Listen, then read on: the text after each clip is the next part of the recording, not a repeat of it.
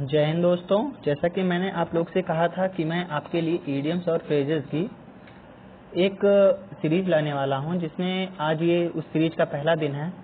तो इस सीरीज को मैं स्टार्ट करने से पहले आपको कुछ चीज़ें मैं पहले क्लियर कर दूं। तो मैं जैसे आप लोग के लिए मैंने कहा था कि मैं एक सीरीज लाऊंगा, जिसमें आज ये पहला दिन है। तो मैं आपको बता दूं कि आज मैंने जो सीरीज लेकर आया हूं इसमें मैं मोस्ट इम्पॉर्टेंट आज मैं 20 इडियम्स को लेकर आया हूं। इन 20 इडियम्स में मैं रोज आपके लिए रोज 20 इडियम्स लाऊंगा, और जो मोस्ट इम्पॉर्टेंट है वही मैं इडियम आपको कराने की कोशिश करूंगा। और मैं कुछ इस तरीके से आपको कराऊंगा जिससे आपको साथ में याद होती चले। तो ये इडियम्स मोस्ट इम्पॉर्टेंट है एग्जाम के पॉइंट ऑफ व्यू से। मैं ज़्यादा से ज़्यादा इन इडियम्स को 200 इडियम्स को मैं कराऊंगा। आपको इनको मेरे साथ साथ याद करते हुए चलना है। अगर आपको लगे कि ये इडियम्स वास्तव में एग्जाम पॉइंट ऑफ व्यू से अच्छे हैं और इनको अगर आपको पीडीएफ की ज़रूरत हो, तो आपको मेरे टेलीग्राम चैनल को ज्वाइन करना पड़ेगा, जिसका लिंक डिस्क्रिप्शन में नीचे दे दिया गया है। वैसे मैं आपको बता दूं, टेलीग्राम चैनल का नाम जो है एयरफोर्स प्रिपरेशन के नाम से है, एयरफोर्स प्रिपरेशन। तो आपको जो है इस टेलीग्राम चैनल को ज्वाइन करना पड़ेगा, जिस पर मैं इसकी पीडीएफ भी आपको साथ साथ देते चलूंगा। तो पीडीएफ को आपको लेने के लिए टेलीग्राम चैनल से मेरे साथ जुड़ना पड़ेगा। दूसरी बात मैं आपको बता दूं दोस्तों, आप इसको ज़्यादा से ज़्यादा शेयर करिए, ताकि ये ज़्यादा से ज़्यादा बच्चों तक पहुंच सके और इसका फ़ायदा उठा सके। जो हमारे अभी फ्रेशर स्टूडेंट हैं, हमारे जो फ्रेशर अभी साथी हैं, उनको भी इसका फ़ायदा मिल सके। और साथ ही दोस्तों मेरे आप इस चैनल को सब्सक्राइब कीजिए, क्योंकि मैं इसी तरीके से अभी जैसे ही ये ख़त्म होगा, इसके बाद फिर मैं फ्रेजल वर्ब लेकर आपके लिए आऊँगा। इसके बाद मैं तुरंत फ्रेजल वर्ब आपके लिए लाऊंगा, फिर वन वर्ड लेकर आऊँगा। तो आप मेरे साथ बने रहिए। तो आइए चलते हैं नेक्स्ट स्लाइड पे और हम स्टार्ट करते हैं आपके इडियम्स को। तो देखिए, जैसे कि इसमें इडियम्स के साथ साथ आपको कुछ इसके एग्जाम्पल्स भी दिए गए हैं, और साथ में इसके आप ध्यान देंगे यहाँ पे, तो इसमें साथ ही आपको दिए गए हैं कि ये किस सन में जो है बोर्ड एग्जाम में पूछा गया है। तो ये भी बहुत आपके लिए इम्पोर्टेंट होने वाला है। इससे आपको ये पता चलेगा कि ये कितना इम्पोर्टेंट है। देखिए, ये साथ में आपको दिया गया है। तो आइए स्टार्ट करते हैं। सबसे पहला इसमें जो ईडियम दिया गया है आपको, इसमें सबसे पहला ईडियम है all and all. All and all, जैसा कि देखिए देखने से ही पता चल रहा है, ऑल एंड ऑल इस पे लिखा ही है। ऑल एंड ऑल मतलब वोल एंड सोल। ये देखिए, ऑल एंड ऑल मतलब वोल एंड सोल। तो इसमें देखिए ऑल एंड ऑल से अर्थ ही इसका निकल के सामने आ रहा है। ऑल एंड ऑल मतलब वोल एंड सोल, हिंदी में जिसको हम लोग गाँव में कहते हैं सर्वे सर्वा। इसमें अगर आप एक साथ एग्जाम्पल देखोगे तो the district magistrate is all and all in the district, मतलब कि जो जिला अधिकारी होता है वो अपने जिले में सर्वे सर्वा होता है। देखिए, गांव में भी कहते हैं, गांव में बातें करते हैं तो कहते हैं कि वो जैसे कहते हैं राम अपने घर में भाई सर्वे सर्वा है, वही अपने घर का मालिक है। तो यही होता है ऑल एंड ऑल का वोल एंड सोल। तो आपको केवल यही रट के नहीं चलना है। ये कभी कभी क्या होता है, मैंने जब बोर्ड एग्जाम में दे रहा था उस टाइम पे ये जो है उलट के पूछ लिया था, जिसमें ये ऑल एंड ऑल न पूछ के उसने पूछ लिया था वोल एंड सोल। तो आपको ये अच्छे से याद करना है, चाहे इसको पूछे चाहे इसको पूछे। All and all, whole and soul, सर्वे सर्वा। आइए नेक्स्ट पे हम चलते हैं। इसमें आपको दिया है at sixes and sevens. At sixes and sevens, जिसका मतलब होता है इन डिसऑर्डर, मतलब कि क्रम व्यवस्थित ना करना, यानी बिखेर देना किसी चीज को।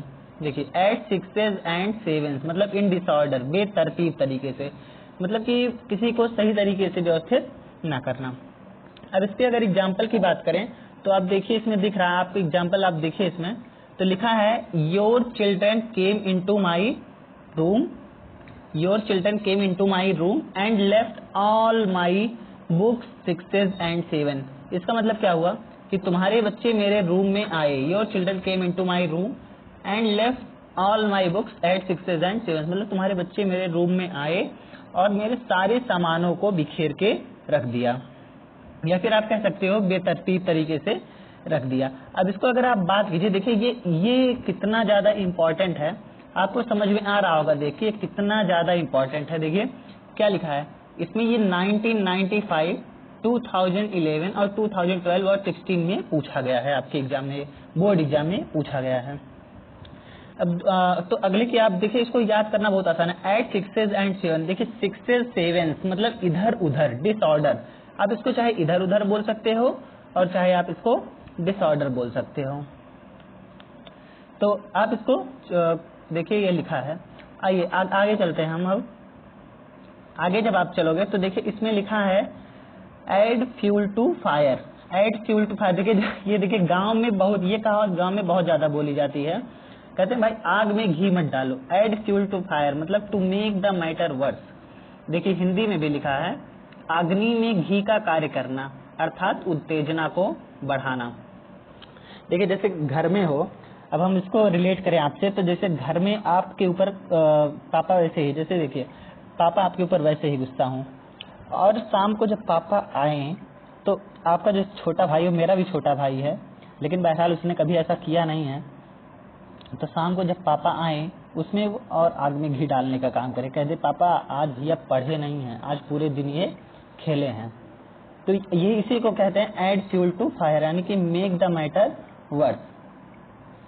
देखिए इसका एग्जाम्पल आप देखते हैं। The officer was already very angry but the discourteous answer of Ramesh add fuel to fire. इसका मतलब क्या हुआ कि जो अधिकारी था वो पहले से ही बहुत ज्यादा क्रोधित था, और रमेश का जो बेतरतीब बयान था, यानी कि जो एक अभद्र तरीके से जो उसका उत्तर देना हुआ, वो आग में घी डालने का काम किया। तो इसका अर्थ आपको समझ में आ रहा होगा, ऐड फ्यूल टू फायर मतलब to make the matter worse. जैसे कि मैंने आप लोग से कहा था, इसको याद करना बहुत ही ज्यादा आसान होता है क्योंकि ये डेली लाइफ से जुड़ा हुआ होता है। तो ये गाँव में अक्सर एक कहावतें ही हैं, जिसको हम लोग गाँव में अक्सर इन कहावतों का यूज किया जाता है, वही चीजें हैं ये। तो देखिए आइए आगे चलते हैं। चौथा नंबर इसमें जो है all and sundry. All and sundry मतलब everyone without distinction. Everyone without distinction का मतलब अगर साधारण भाषा में बोला जाए, विदाउट एनी डिस्टिंक्शन मतलब कि बिना भेदभाव के। मतलब जैसे देखिए पुराने जमाने में बहुत भेदभाव होता था। कहते थे कि जो छोटी जात वाले होते थे उनको घर में नहीं घुसने, मंदिर में नहीं घुसने दिया जाता था। बहरहाल अब तो ये सब चीजें खत्म हो गई हैं। तो वही चीजें हैं एवरीवन विदाउट डिस्टिंक्शन मतलब कि प्रत्येक बिना भेदभाव के। इसका एग्जाम्पल आइए देखते क्या लिखा है। My father invited all and sundry of the locality to the marriage party. मतलब मेरे पिताजी ने अपने लोकेलिटी में, मतलब अपने आसपास के लोगों को बिना किसी भेदभाव के सभी को जो है शादी में इनवाइट किया। देखिए इसको लिंक करना चाहें आप, ये क्या लिखा है all and sundry. All and sundry मतलब सभी लोग। इसमें से वैसे ही इसका जो अर्थ निकल के आ रहा है सामने, वैसे ही निकल के आ रहा है ऑल एंड सन्ड्री। तो इसी तरीके से आइए हम आगे चलते हैं। अब इसमें जो हमारा अगला है क्या लिखा है एबव बोर्ड। एबव बोर्ड मतलब honest and Frank. Honest and Frank मतलब भाई जो ऑनेस्ट, जो ईमानदार होगा वो तो फ्रैंक होगा ही, उसको किसी से डरने की क्या जरूरत है। एबव बोर्ड देखिए एक मेरा हमारा छूट गया, अभी हम इसको रिपीट करेंगे। तो देखिए एबव बोर्ड मतलब ऑनेस्ट एंड फ्रैंक मतलब ईमानदार तथा स्पष्ट। अब भाई जो ईमानदार होगा वो स्पष्ट होगा ही, उसको किसी से डरने की जरूरत नहीं है। इसका एग्जाम्पल देखें तो लिखा है he is always above board in his, क्या लिखा है he is always above board in his dealing with his customer. मतलब कि वो हमेशा, देखिए अपने कोई दुकानदार की बात की गई है कि वो अपने कस्टमर से हमेशा डील करने में जो है ऑनेस्ट एंड फ्रैंक रहता है, हमेशा स्पष्ट बात, एक ही बात करता है भाई इतने में हो पाएगा, आपको पढ़े बताइए, ना पढ़े तो कोई बात नहीं। तो उसी को बोलते हैं एबव बोर्ड मतलब कि हमेशा स्पष्ट रहना अपने आप में। ये देखिए हमारा एक छूट गया था, जिसमें देखिए क्या लिखा है एट वंस विट्स एंड मतलब totally confused. At one's wits end मतलब टोटली कंफ्यूज्ड। या फिर देखिए एक और लिखा है परप्लेक्स्ड मतलब चकरा जाना। परप्लेक्स्ड मतलब चकरा जाना। तो इसका देखिए एग्जाम्पल क्या लिखा है the thief were at their wits.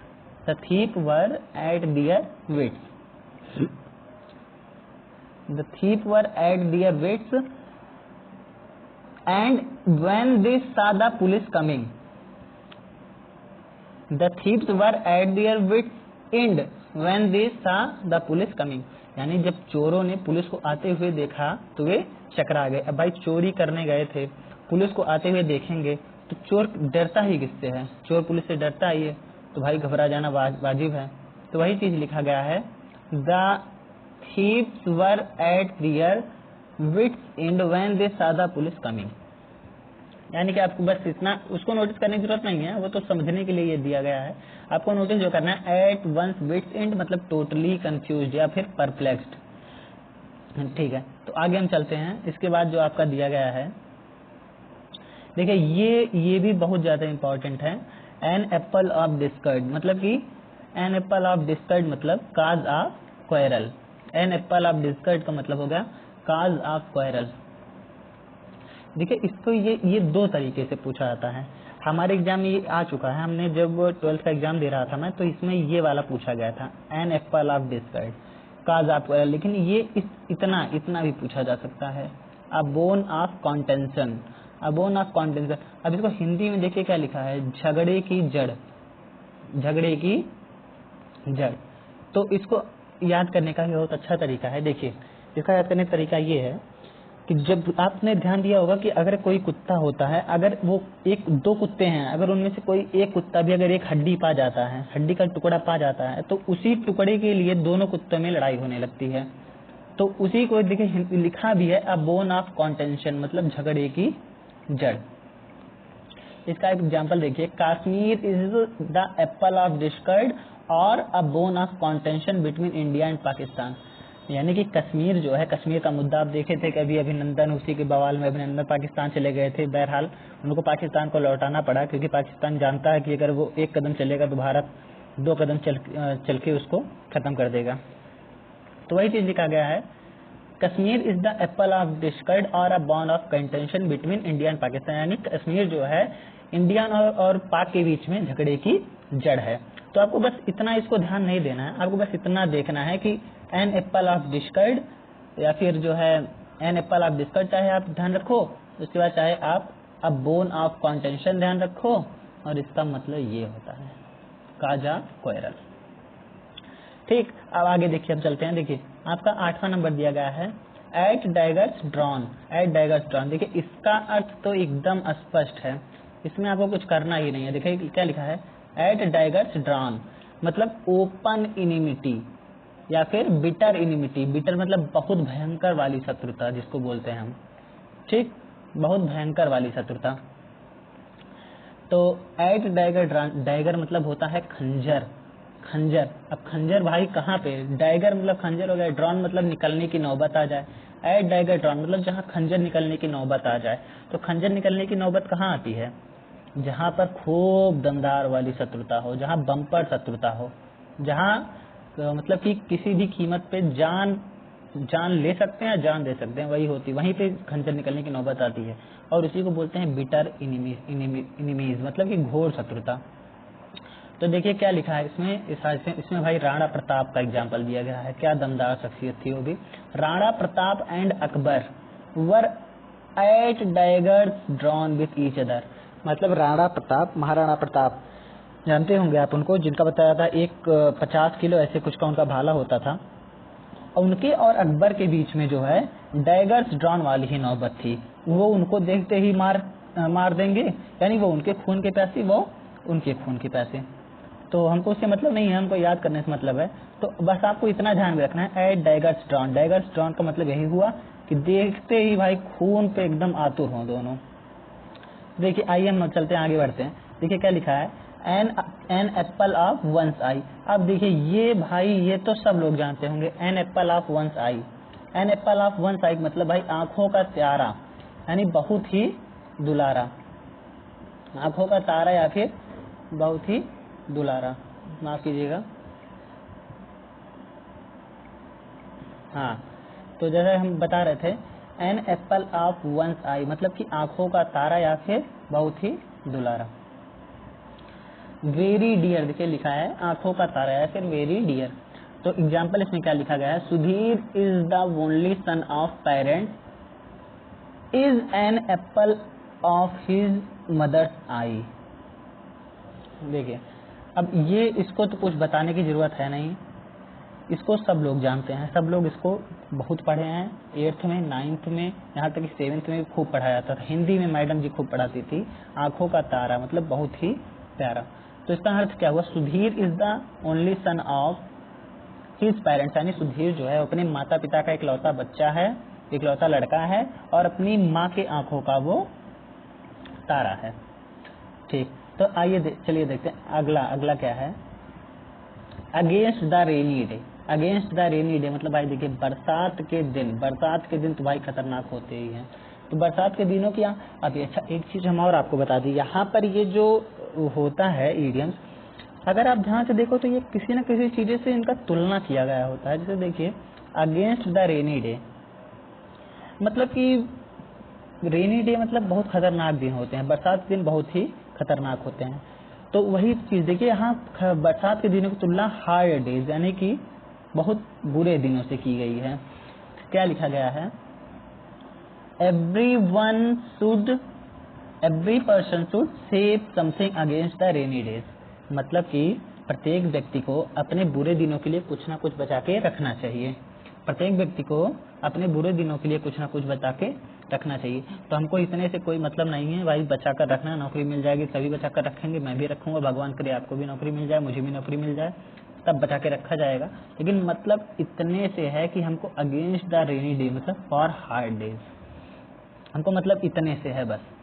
ठीक, और दोस्तों अगर इसका आपको पीडीएफ चाहिए तो आपको मेरे टेलीग्राम चैनल से जुड़ना होगा, जिसका लिंक जो है डिस्क्रिप्शन में दिया गया है। और दोस्तों वीडियो को ज़्यादा से ज़्यादा शेयर कीजिए ताकि ज़्यादा से ज़्यादा बच्चों तक पहुंच सके, और आप मेरा सपोर्ट भी कीजिए, क्योंकि इसी तरीके के मैं ज़्यादा से ज़्यादा अच्छे से अच्छा कंटेंट मैं आपके लिए लाऊंगा जो एकदम एग्जाम ओरिएंटेड होंगे। बहुत ज़्यादा आपको परेशान होने की ज़रूरत बिल्कुल भी नहीं होगी। ठीक है, तो आगे चलते हैं। देखिए अगला क्या दिया है, at arm's length. At arm's length देख रहे हैं ना आप, एट आर्म्स लेंथ मतलब कि एट आ डिस्टेंस। अच्छा, इसको हिंदी में अगर आपको बताऊं, कहते हैं कि एक हाथ के दूरी पर, एक हाथ लंबा, कहते हैं ना एक हाथ लंबा, कहते हैं भैया अगर जैसे लंबाई की बात की जाए, कहते हैं कितना लंबा, कहते हैं एक हाथ लंबा। तो वही चीज दिया गया है एट आर्म्स लेंथ, मतलब कि एट आर्म्स लेंथ मतलब हो गया एट आ डिस्टेंस मतलब दूर, थोड़ी दूरी पर है। ऐसे मतलब मामूली दूरी की बात नहीं की गई है, थोड़ी दूरी पर है। तो इसका एग्जाम्पल आइए देखते हैं क्या लिखा है।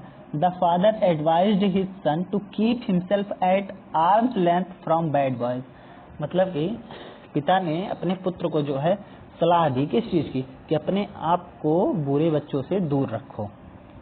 तो हमको तो भाई देखिए समझने के लिए दिया गया, हम बार बार कह रहे हैं, हमको इससे कोई मतलब नहीं है, हमारे एग्जाम ये नहीं पूछा जाएगा। हमको जो मतलब है, केवल हमको जो मतलब है वो इसके ईडियम से है। ईडियम्स के बाद हमको जो है इसके ये जो दिया है इससे मतलब है, उसके बाद हमको इससे मतलब है। ठीक, अब देखिए अब हम अगला जो बात करें ये भी बहुत दमदार है, अगला वाला भी आपका an axe to grind. An axe to grind मतलब होता है पर्सनल इंड टू सर्व, मतलब कि पर्सनल इंड टू सर्व का मतलब होता है अपना स्वार्थ सिद्ध करना। ठीक, personal end to serve, an axe to grind मतलब पर्सनल इंड टू सर्व, अपना स्वार्थ सिद्ध करना। अब देखिए, अब हम इसमें देखिए एग्जाम्पल इसका जो दिया गया है बहुत जबरदस्त दिया गया है। People does not trust those who have an axe to grind. देखिए अगर इसको आप डेली लाइफ से भी जोड़ना चाहो तो भी ये बहुत अच्छा एग्जाम्पल है। अच्छा, ये 2009 एग्जाम में पूछा भी गया है, यूपी बोर्ड के 2009 में ये पूछा। देखिए यूपी बोर्ड की एक बहुत जबरदस्त खासियत ये भी होती है कि इनके जो बुक्स आते हैं वो उनमें जो ये डिनोट कर दिया जाता है कि ये क्वेश्चंस आपके एग्जाम में कब पूछा गया है। तो इससे हमको क्वेश्चंस का जो है वो वेटेज पता चलता है कि हाँ कितना अच्छा ये क्वेश्चन है। तो वही चीज है, इसमें देखिए लिखा गया है एन एक्स टू ग्राइंड मतलब पर्सनल इंड टू सर्व मतलब अपना स्वार्थ सिद्ध करना। अच्छा, इसको देखिए ये हिंदी मतलब हिंदी सब्जेक्ट में भी ये हमने खूब पढ़ा है इसको। जो लिखा है पीपल डज नॉट ट्रस्ट मतलब लोगों को कभी ऐसे लोगों पर विश्वास नहीं करना चाहिए जो केवल स्वार्थी हों, अपना स्वार्थ सिद्ध करें। स्वार्थी होने का मतलब ये है कि आपके सामने आपकी चापलूसी करेंगे और दूसरे के सामने उसकी चापलूसी करेंगे। तो हमको ऐसे लोगों से दूर ही रहना चाहिए। ठीक है, तो हम अगला चलते हैं, हमको ज्यादा इसमें ज्ञानी नहीं बनना है भाई। अगला चलते हैं, क्या लिखा है at the 11th hour. At the 11th hour मतलब एट द लास्ट मोमेंट, अंतिम क्षणों में। अंतिम समय में या अंतिम क्षणों में। अब हमको आपको बार बार कह रहे हैं कि ईडियम्स का मतलब होता है किसी चीज को जो है हिंट देना किसी चीज के लिए, और वही चीज यहाँ गया है एट द 11th आवर का यहाँ पे डिनोट किया गया है एट द लास्ट मोमेंट से। अब इसको देखिए, इसको याद करने का सबसे अच्छा तरीका ये है, 11th आवर दिया गया, 11th आवर मतलब कि इसमें भी समय की बात की गई है एट द लास्ट मोमेंट। अब 11th आवर कोई तो जल्दी का तो है नहीं, आप 1 से शुरू करोगे 10 तक जाओगे तब 11th आता है, तो ऐसे ही एट द लास्ट मोमेंट। आप इसको याद करने में तरीका बता रहा हूँ भाई, देखिए याद करना इसको बहुत, मुझे तो ये बहुत अच्छे से याद होता है, आपको भी याद होगा अगर आप इस पर मेहनत करोगे तो। ठीक, अब इसको देखिए 2008-2012 में ये पूछा भी गया यूपी बोर्ड के एग्जाम में, तो इसको देखिए। अब इसका आइए हम इसको एग्जाम्पल इसका पढ़ते हैं। ठीक है, इसका एग्जाम्पल क्या लिखा गया है, if you begin your studies at the 11th hour you can not be sure to pass. ये देखिए बहुत अच्छी ये बात कही गई है। अच्छा, कल मैंने जो वीडियो बनाया था उसमें मेरा यही मोटिव भी था, एकदम सेम मेरा ही मोटिव था। मैं यही बार बार आप लोगों से कह रहा था कि भाई देखो, अगर वास्तव में अगर आपको एयरफोर्स में वो सिलेक्शन लेना है तो भाई आपको पढ़ाई छोड़नी नहीं है, बने रहना है अपनी स्टडी में, रेगुलर आपको अपनी स्टडी में बने रहना है। और यही चीज इसमें भी लिखा गया है, if you begin your studies at 11th hour, मतलब कि अगर आप अपनी पढ़ाई को, जैसे मान लीजिए आपका वो आ गया, आपका जो है एग्जाम आ गया और तब आप अपनी पढ़ाई यानी एडमिट कार्ड आ गया, तब आप अपनी पढ़ाई अगर स्टार्ट करोगे तो उसमें आपके सफलता की कोई गारंटी रह नहीं जाती है, क्योंकि आप भी डिमोटिवेट हो जाते हो। आपके दिमाग में यही चलता है कि एग्जाम तो आ गया, अब क्या पढूं क्या ना पढूं। ये बार बार मुझे सुनने को मिलता था अपने फ्रेंड से, कई फ्रेंड से सुनने को मिलता था, यार एग्जाम के लास्ट टाइम में क्या पढ़े कुछ समझ में नहीं आ रहा। तो यही चीज इसमें लिखी गई है कि if you begin your studies at the 11th hour you can not be sure to pass. तो आपको पढ़ाई में बने रहना है मेरे साथ, मेरे वीडियो को आप देखते रहिए। आपको मैं इंग्लिश में गारंटी देता हूँ 15-17 नंबर। इंग्लिश में ज़्यादातर स्टूडेंट को दिक्कत आती है, तो मैं इससे श्योरिटी देता हूँ तो एकदम दिक्कत नहीं आने वाली है। ठीक है, तो इसको हमको इससे बहरहाल कोई मतलब नहीं है, हमको मतलब जो है बस इतने से ही है, यानी कि एट द 11th आवर यानी कि एट द लास्ट मोमेंट, ये इतना बस। ठीक, अच्छा अगला हम चलते हैं, तो अगला क्या लिया है, at a stone's throw, at अ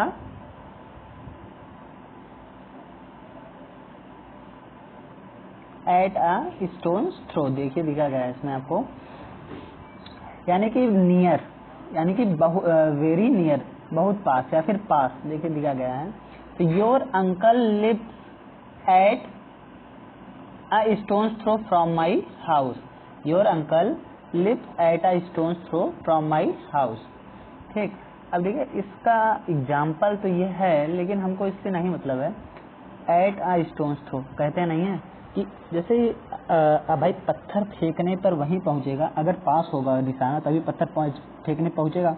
हम कोई इसके वेलोसिटी से तो उसको फेंक नहीं रहे हैं कि वो आकाश पार कर जाएगा। तो इसका एट अ स्टोन्स थ्रो याद करने का मतलब यही है कि एट अ स्टोन्स थ्रो मतलब नियर।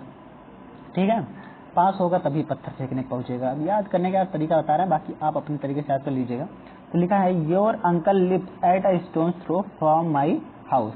अब जैसे आपको भी अगर कहना है कि वो मेरे बहुत ही नज़दीक रहता है, तो आप ऐसे बोल सकते हो कि he lives at a stone's throw from my house, मतलब वो मेरे घर के एकदम नज़दीक ही रहता है। हम इसको आपको बार बार कह रहे हैं, ईडियम्स किसी चीज़ को केवल हिंट करता है, संकेत देता है।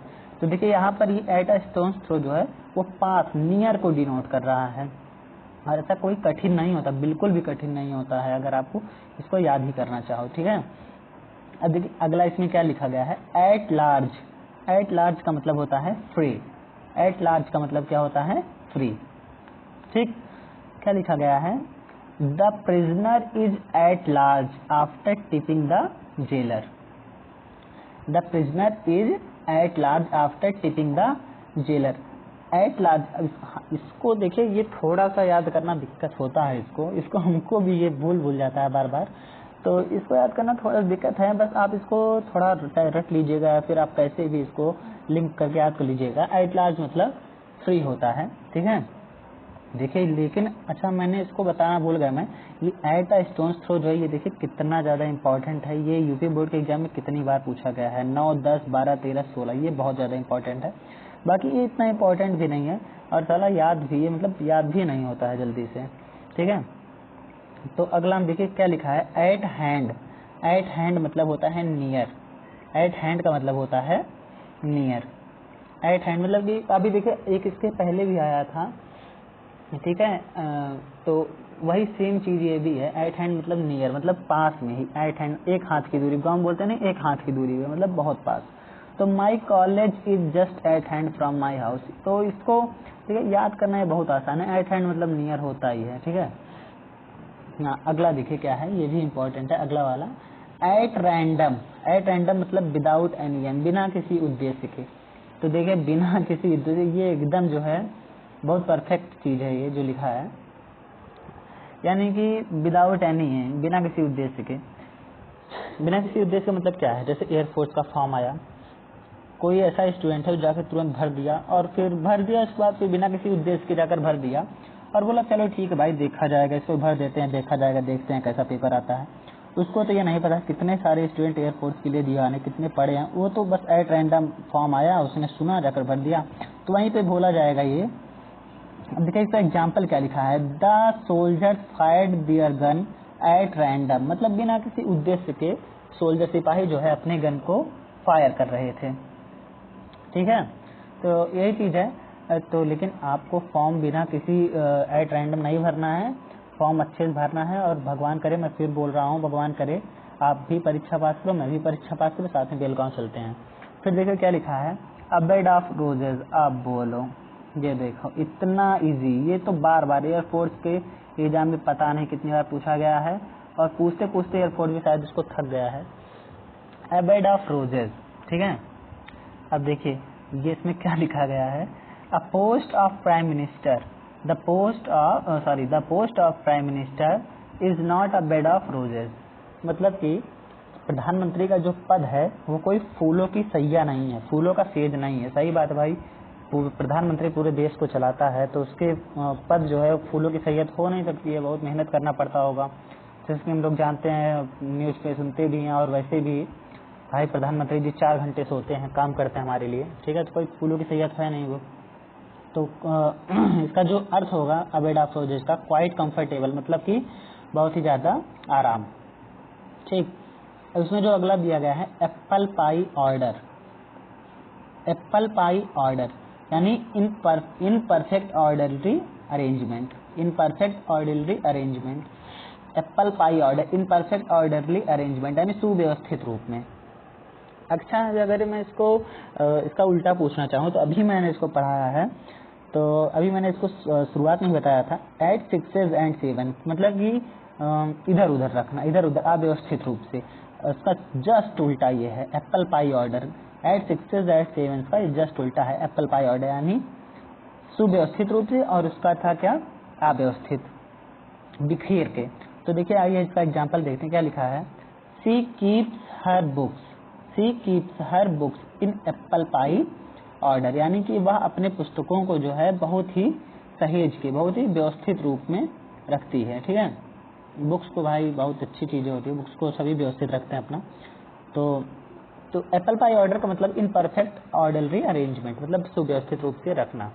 एप्पल पाई ऑर्डर, देखिए इसको याद करना भी बहुत आसान है, जो भाई याद करना आसान नहीं होगा हम उसको बताते चलेंगे। तो देखिए हमको ये वाला नहीं याद होता जल्दी से, एट याद होता है फिर भूल जाता है इसमें, क्योंकि इससे लिंक करने का कोई आइडिया नहीं है। मैंने आपको बताया एट हैंड मतलब एक हाथ की दूरी पे, मतलब बहुत नज़दीक।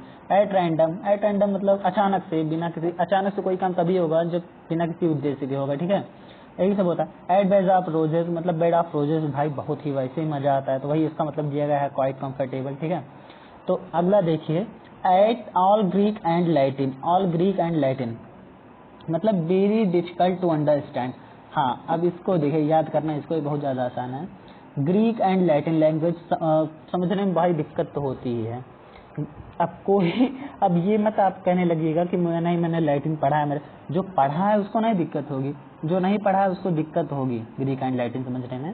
तो ऑल ग्रीक एंड लैटिन मतलब वेरी डिफिकल्ट टू अंडरस्टैंड, यानी कि समझने में बहुत कठिन।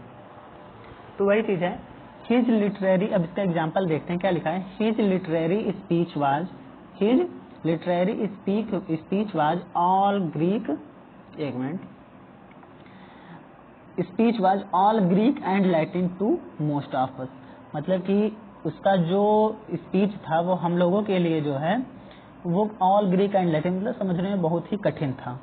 तो इसको याद करने का देखिए बहुत ही अच्छा, हमको उससे मतलब नहीं है, हमको बस मतलब है अपने, हमको मतलब केवल इतने से है, ईडियम से और उसके अर्थ से। तो क्या लिखा गया है, ऑल ग्रीक एंड लैटिन, मतलब कि वेरी डिफिकल्ट टू अंडरस्टैंड, हमको बस इतने से मतलब है। ठीक, तो ये 20 आपके हो चुके हैं, और अगर आप इसकी PDF चाहते हैं तो